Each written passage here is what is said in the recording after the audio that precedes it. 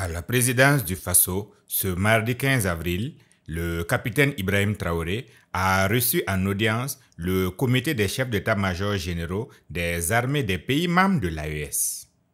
Au cœur des échanges, la mise en place de la force unifiée de la Confédération des États du Sahel et l'évaluation des opérations conjointes menées dans la zone des trois frontières.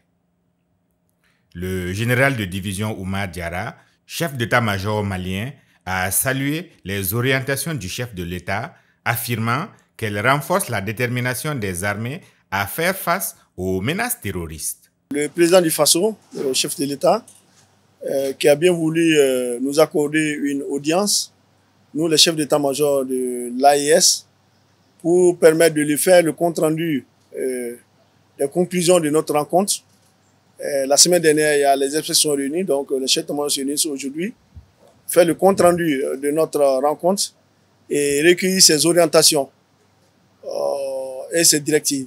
Nous ressortons vraiment très satisfaits et ragaillardis encore par les orientations et les directives qui ont été données par le président.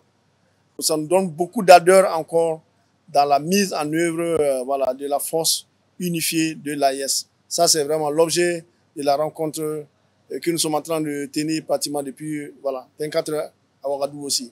On a eu aussi à rendre compte au président de l'examen du protocole additionnel de la force de l'AES et aussi le rétexte des deux opérations Yeroko 1 et Yeroko 2 que nous avons menées dans la zone des trois frontières et les perspectives des autres opérations qui sont en train de planifier.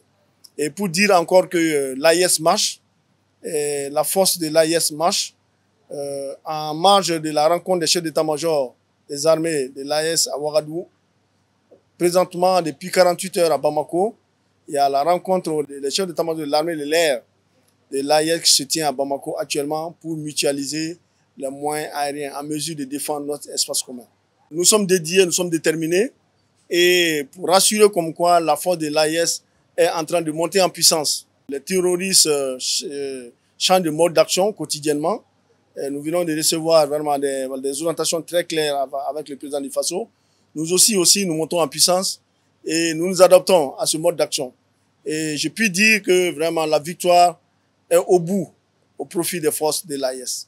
En parallèle, à Bamako, les chefs d'état-major de l'armée de l'air poursuivent les réflexions pour la défense stratégique de l'espace AES.